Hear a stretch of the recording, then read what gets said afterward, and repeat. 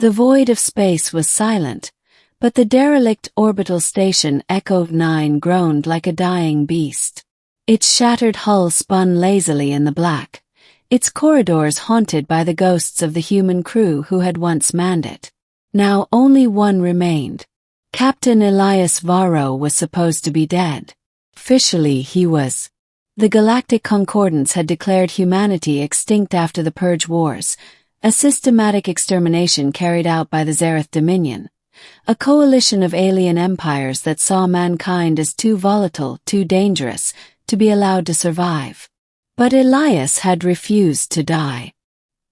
He had clawed his way through wreckage, scavenged alien tech from fallen enemies, and turned their own weapons against them. And now she had come for him. The hunter arrives.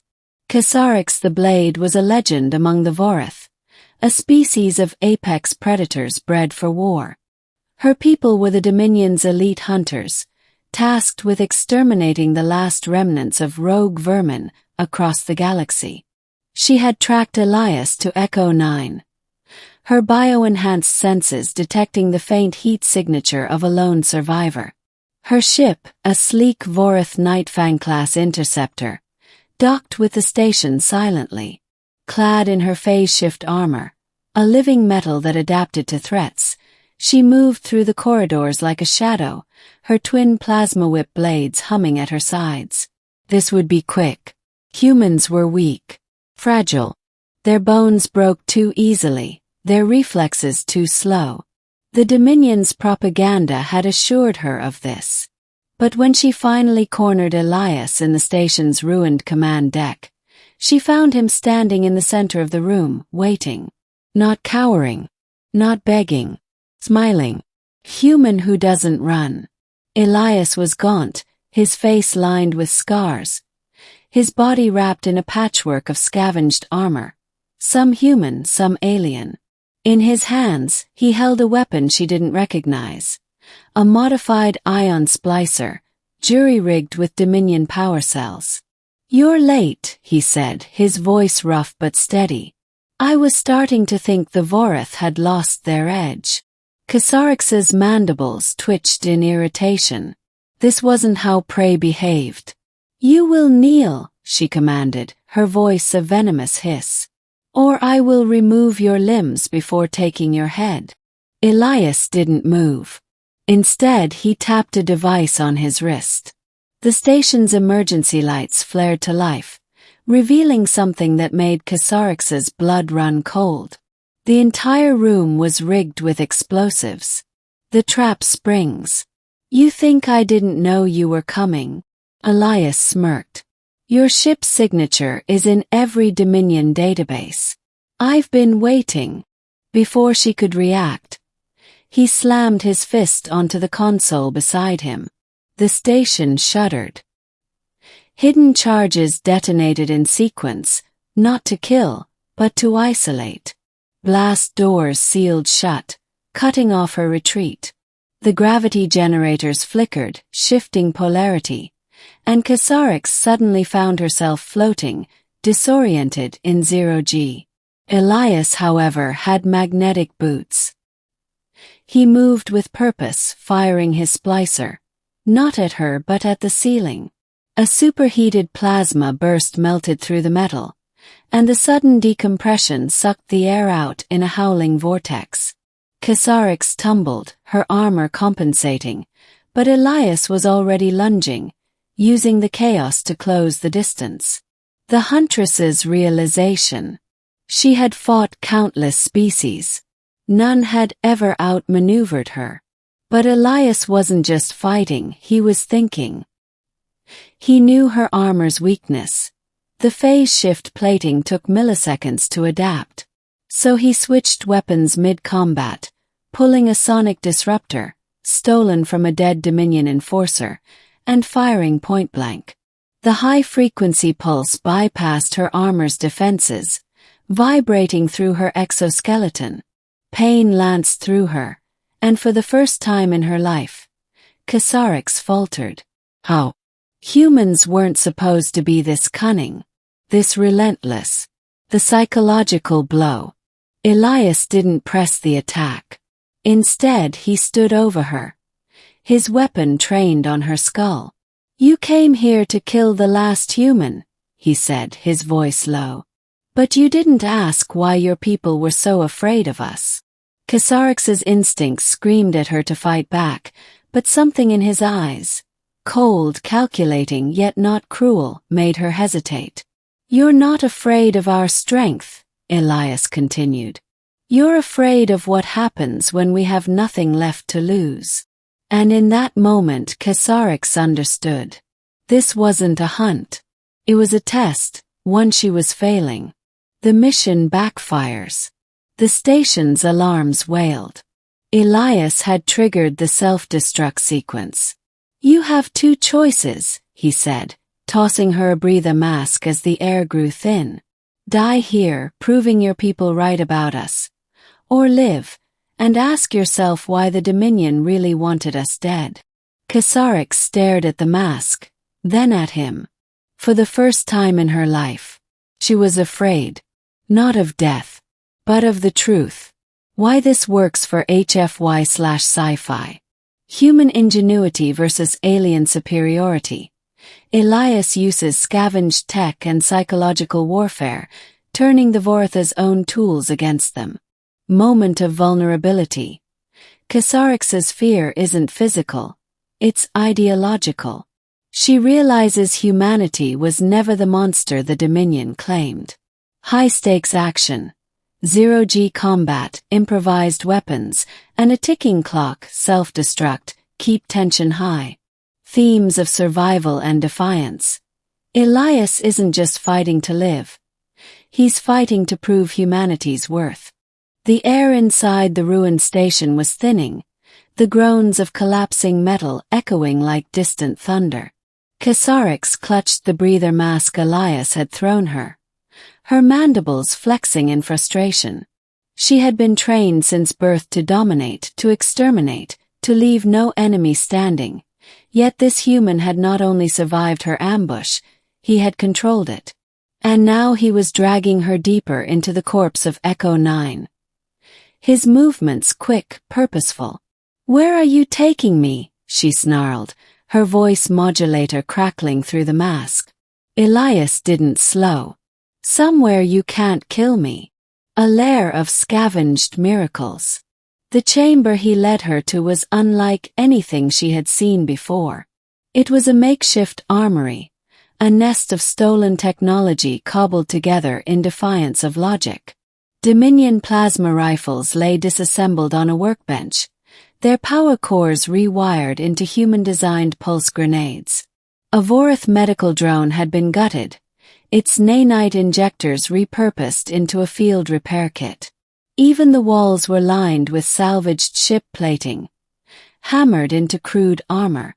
But the centerpiece was the improvised war machine humming in the corner, a scavenged mech, barely functional, its cockpit stripped from a mining exoframe and its limbs reinforced with Dominion alloy. Kessarix's secondary heart skipped a beat. No organic species should have been able to do this. The art of improvisation. Elias moved to a console, his fingers flying across the keys. A holoscreen flickered to life, displaying a star map marked with Dominion patrol routes, supply depots, and, most damning, Vorth hunting patterns. "You've been tracking us for years," Kessarix realized, her voice hollow. "Studying us." Elias smirked. "You hunt humans. I learn from hunters." He tapped a command, and the screen shifted to a playback of security footage. A Vorth strike team boarding a human freighter, only to be lured into an engine core overload trap. The explosion had been perfectly timed. "Your people think we're weak because we don't have natural claws or exoskeletons," Elias said, his tone edged with something dark. "But weakness teaches you how to cheat. The test of the blade." Kessarix's pride burned. She was Vorth, she did not retreat. With a snarl, she activated her plasma whip blades, the crackling energy casting jagged shadows across the room. "You are still just prey." Elias didn't flinch. Instead, he reached for a device on his belt, a modified Vorath shock gauntlet, its circuitry exposed, its power output dialed far beyond safety limits. "Funny," he said. "Prey doesn't usually set the trap." He slammed the gauntlet onto the floor. A pulse wave erupted, overloading her armor systems. The phase shift plating locked up, rigid, and for 3 critical seconds, she was vulnerable. Elias moved like lightning. He didn't strike her. Instead, he ripped the control node from her back, the neural link that synced her blades to her reflexes. Her weapons died in her hands. The truth in the scars. Kessarix staggered, her systems rebooting. Elias stood just out of reach, holding her own technology like it was nothing. "You're not the first Vorath to come for me," he said quietly. "The others didn't make it." He tapped his temple, where a jagged scar ran down to his jaw. "This one nearly took my eye. But I took his ship." Kessarix stared at him, her breath ragged. This wasn't survival. This was evolution. Choice. The station shuddered again, closer this time. The self-destruct was counting down. Elias tossed her node back to her. "You can try to kill me again. Or you can ask yourself why the Dominion really sent you here." Kessarix hesitated. For the first time, she wondered if she had been the hunted all along. Why this works for HFY/sci-fi. Human ingenuity on display. Elias doesn't just survive. He iterates, turning enemy tech into his own weapons. Psychological warfare. He doesn't just fight Kessarix. He dismantles her belief in Vorath's superiority. High-stakes tech. Overloaded gauntlets, jury-rigged mechs, and stolen intelligence make every move tense. Themes of asymmetric warfare. Humanity's strength isn't in brute force. It's in adapting faster than the enemy can predict. The station groaned like a dying beast around them. The distant thunder of collapsing bulkheads, a constant reminder that time was running out. Kessarix clutched her deactivated plasma whip, the weapon's usual hum silenced, just like her certainty. Elias watched her. His stance relaxed but his eyes sharp. He didn't gloat. Didn't press his advantage. That unsettled her more than any attack. "You're afraid," he observed. Her mandibles flexed in irritation. "I fear nothing human." A half-smile tugged at his scarred lips. "Then why haven't you attacked?" The ghost in her blood. Kessarix's secondary heart pounded, a genetic relic from her species' ancient past. She'd been taught it was a remnant of when the Vorath were prey, before they evolved to rule. But now, facing this ragged human in a tomb of metal, that old instinct surged like a tidal wave. Elias saw it. Of course he did. "It's not me you're afraid of," he said, stepping closer. "It's what I represent."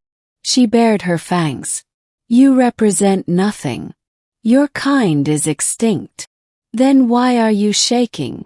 The memory that wasn't hers. A sudden spike of pain lanced through Kessarix's skull. Flashes of imagery. Not memory, but something deeper, coded into her very DNA. A world burning in blue fire. Screams that weren't Vorath. And something hunting them. She staggered, clutching her head. The visions came sharper now. Ancient warnings passed down through generations, buried so deep most Vorath never felt them. But the human's presence had awakened them. Elias's voice cut through the haze. "Your people weren't always the hunters, were they?" The truth in the bones. Kessarix's breath came in ragged bursts. The Dominion's teachings warred with this sudden, terrible knowing. We exterminated the Devourers," she recited, repeating the catechism of her people. "We broke their empires. We—" "No," Elias interrupted softly. He tapped his temple. You ran from them. Just like you're trying to exterminate us before we become what you feared. A console exploded nearby, showering them in sparks. The station was coming apart around them, but neither moved. The choice that defined species. Kessarix's entire worldview fractured. The human wasn't lying, she could feel the truth in her bones. The Vorath hadn't been the galaxy's first predators. They'd been survivors. Just like him. Elias extended a hand through the smoke and fire. You can die here clinging to lies. Or you can live and learn what your people forgot, that the strongest aren't those who exterminate threats. The station heaved violently. A support beam crashed between them. When the dust cleared, Kessarix saw Elias hadn't flinched. His hand remained outstretched. But those who adapt to overcome them. Why this works for HFY/sci-fi. Genetic memory twist. Reveals the Vorath's secret history through biological clues, adding depth to their fear. Psychological depth. Kessarix doesn't just lose a fight. Her entire identity crumbles. Mirror theme. Shows humans and Vorath aren't so different, making the eventual alliance more powerful. High-stakes revelation. The truth comes as the station collapses around them, forcing immediate action. The station's alarms reached a fever pitch, the groaning of metal turning into shrieks as Echo 9 tore itself apart. Kessarix stared at Elias's outstretched hand. Her instincts warring between centuries of conditioning and the terrible truth now screaming in her blood. Then the universe made the choice for her. The third force arrives. A new sound cut through the chaos. A harmonic resonance pulse, the calling card of Dominion hunter-killer drones. But these weren't Vorath. The wall behind them exploded inward in a storm of molten metal. Through the smoke emerged a squad of biomechanical assassins, their sleek, insectoid frames pulsing with crimson energy, their movements perfectly synchronized. Sithrak's Reapers, Kessarix hissed, her voice thick with dread. Elias didn't need an explanation. The way her armor's plating instinctively constricted told him everything. I take it these aren't yours. They're no one's, she spat. The Dominion's failed experiment. Self-replicating war machines that turned on their makers. One of the Reapers tilted its faceless head, scanning them with a beam of sickly green light. Then its chest cavity split open, revealing a spinning plasma vortex cannon. The dance of survival. Elias moved first. He grabbed Kessarix's wrist and yanked her behind a collapsing support column as the world erupted in fire. You're working with me now, he shouted over the din. I am not. A Reaper's blade arm speared through the metal where her head had been a second before. Elias didn't wait for her agreement. He slapped a stolen Vorath grenade into her palm. Adapt or die, Huntress. The unlikely synergy. What followed was a ballet of desperation and genius. Kessarix's raw power shattered a Reaper's core with a single precision kick, but 3 more took its place. Elias's scavenged tech turned the station's failing systems into weapons, overloading power conduits to create electromagnetic pulses that staggered the machines. When a Reaper pinned Elias, Kessarix used her plasma whip to slice through its neural spine, a move she'd only seen in Vorath training simulations. When Kessarix faltered from a glancing plasma burn, Elias jammed a stolen medkit injector into her neck, flooding her system with combat stims. They fought back-to-back 2 apex predators from different worlds, speaking the only language that mattered in that moment.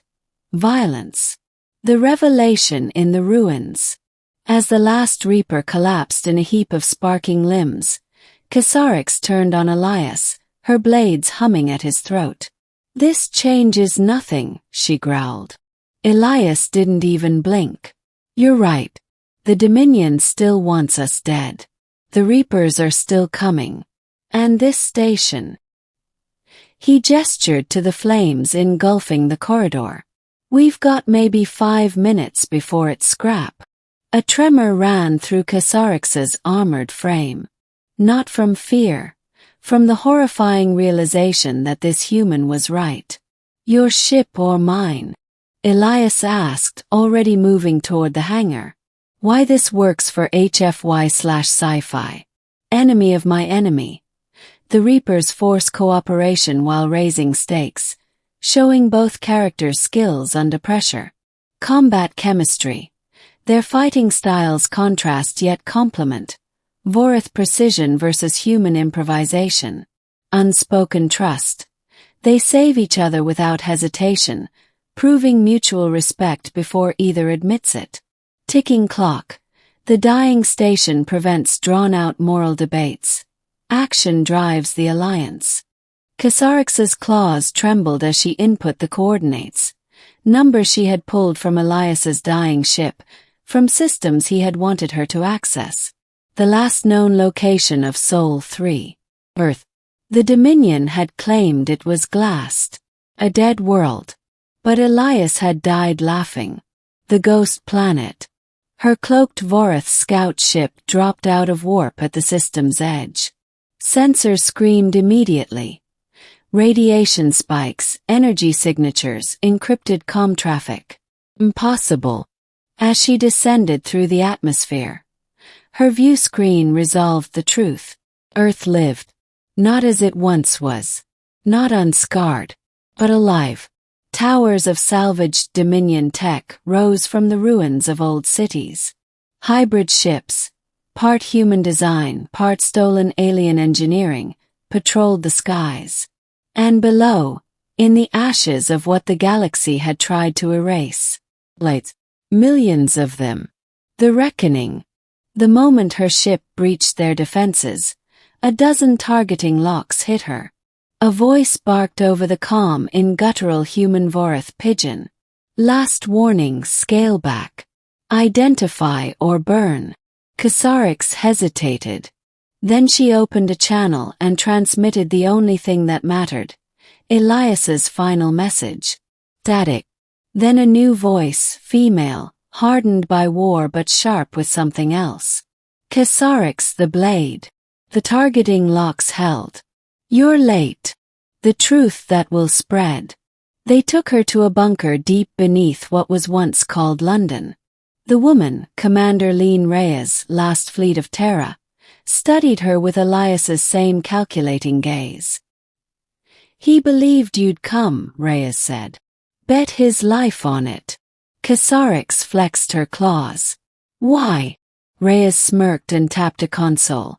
The wall dissolved into a star map. Every Dominion world, every fleet movement, every weakness. Because we're done hiding. She turned, and for the first time, Kessarix saw the insignia on her shoulder. A phoenix wrapped around a Vorath blade. Elias's last gift wasn't just your life, Reyes said. It was a choice. Walk away. Or help us remind the galaxy why they feared us.